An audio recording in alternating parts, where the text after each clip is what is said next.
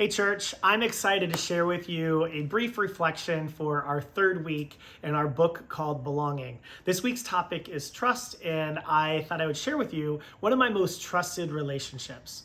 You know, before we called both Pastor Ben and Pastor Elizabeth, we had an amazing interim pastor here at Our Savior's, and her name was Pastor Fania. Now, I know that many of you who were able to connect with her immediately be like, oh yeah, Pastor Fania, we loved her. What's really awesome about this relationship, because I love her too, is that when she came to Our Savior's, we didn't know her. I didn't know her. And so we had to build this relationship of trust. And she had to build that relationship of trust with us as well.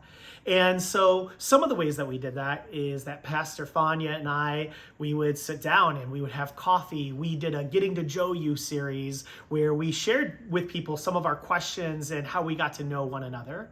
But also we ate meals together. But what I love is that you can ask questions and you get to know somebody. You can share what you know, and through that deepening of your relationship, you build what's called trust. If I were to talk about Pastor Fania today, I would tell you she's one of my closest friends. And if we ever get to do like a series together or have some fun together, I would jump up and down and say, yep, I'm ready to work with Pastor Fania again. Love her, as I know many of you do. That is what trust does, when you can build trust in a relationship. So we're continuing to focus on this story of the Samaritan woman who's at this well with Jesus. And it's in their conversation that you can learn that they're getting to know one another. So for instance, Jesus shares some things about her, and it's through that conversation that she begins to trust Jesus. She sees in his identity that this is a messenger of God who's coming to do important things. But I love about this is that the relationship works both ways. We learn about this woman is that she has had 5 husbands. She lives in a world kind of similar to ours where there could be a lot of judgment toward her just based off of that without getting to know her. We don't know if she had multiple husbands because of infertility or because she's widowed, or maybe she was in some really bad relationships. But you see, none of that matters to Jesus. What matters to Jesus is this connection and relationship that they have here. And so trust is built both ways. And I think it's a really beautiful story.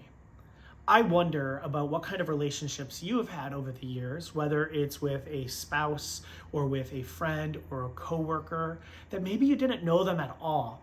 But through that wondering and questioning and those deep connections, that you realize this isn't just a random person. This is somebody that I deeply trust. As I shared with you, I'm forever going to be connected with Pastor Fania. If she watches this, I hope she sees how important she is to our church and in my life. And maybe this is a chance for you to connect with somebody that you've built that trust with over the years, just to tell them, hey, thanks for all the ways that we've connected. This is what God calls us into relationship for, is to deepen our connections with one another as we build trust, as we get to know one another. I hope that you enjoy your conversations this week and look forward to hearing some of your reflections. God's peace.